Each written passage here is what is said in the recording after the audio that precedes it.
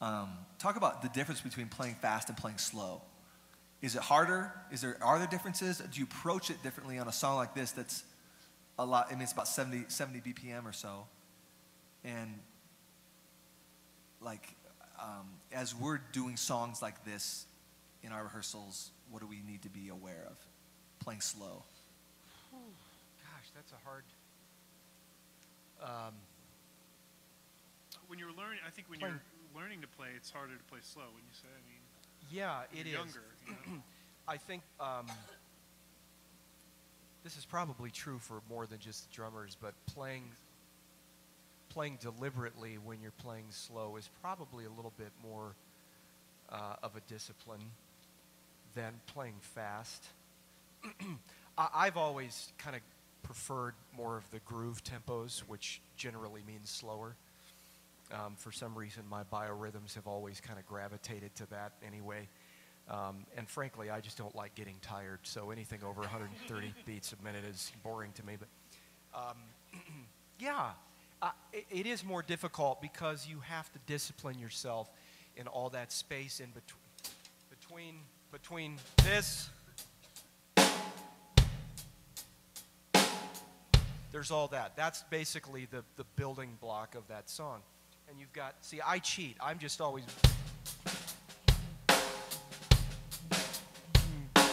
That'll slow you down a little bit. What is that? What are those called? Playing grace notes on the snare. If you're filling up the space, you know, you can. Can we illustrate something with that, Scott? Yeah, no, go ahead. I just want to illustrate the power of subdivision. Yeah. And can you just play that like no subdivision, and then like show them what happens when we increasingly add subdivisions? Well, and this goes to your original question, which is the discipline of playing at a slower tempo. The building.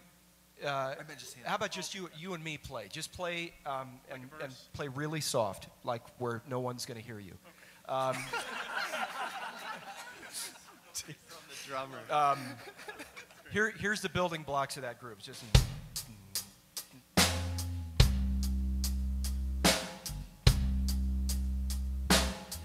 The only subdivision is the 8th notes in the hi-hat. Now, I can add in a few grace notes in the left hand on the snare just to make it groove a little bit more.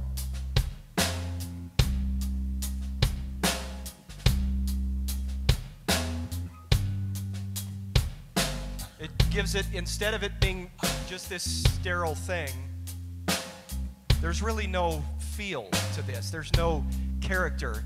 So that gives it a little bit of character, but for me that's not enough. So I like to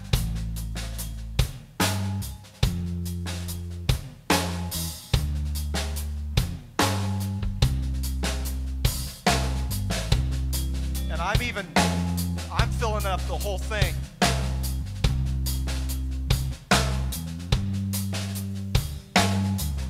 I'm filling up basically at this tempo. For some reason, the character of that quasi cadence going on in between what's otherwise just a basic rock groove. I don't even know if Zach likes it, but it was just something that it felt interesting to me to play. Again, filling up some of that in between stuff. And if you're really jittery like I am, it just disciplines you not to start playing at tempos that are 20 beats a minute faster than where you're actually supposed to play. So. And I was even thinking that you could make that even more stark. Let's leave out the hi-hat. Yeah.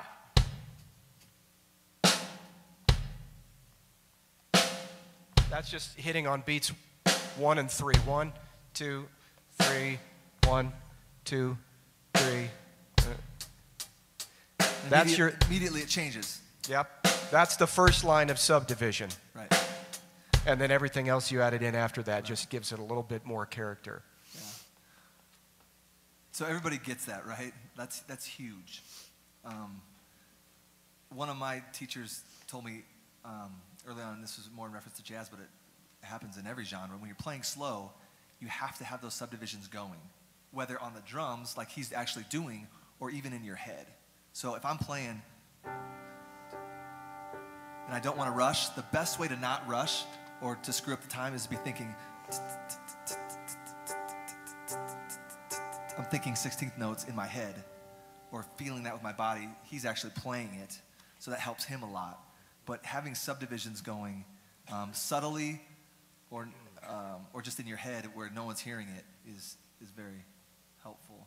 Do you guys have anything else to add to that? I'd say, what Scott does with his left hand on those ghost notes is why he's one of the easiest drummers to play with that I've ever worked with, because he just, it just keeps this kind of, you know where the next beat is because you've just heard, you just heard the leading up to it kind of, notes, so, and he's putting in the pocket so well. That's why. This is just me a big love fest. I don't know what to say.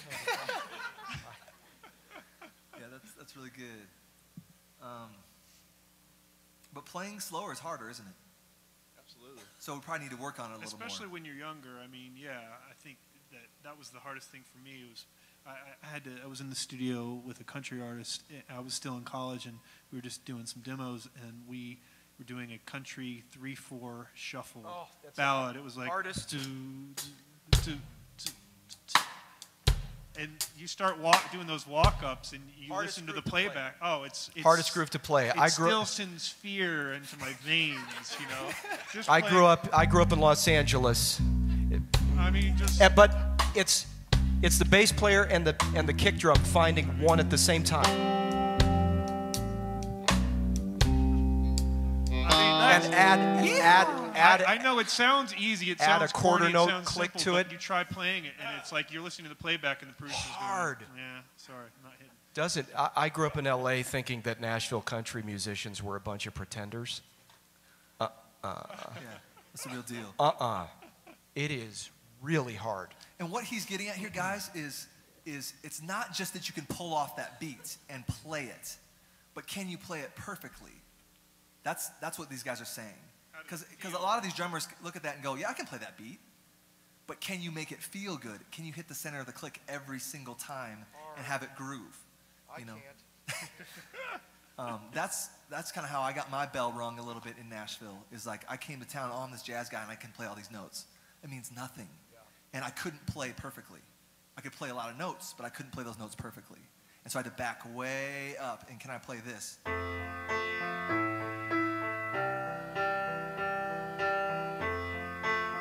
I practiced that for about 2 hours one day.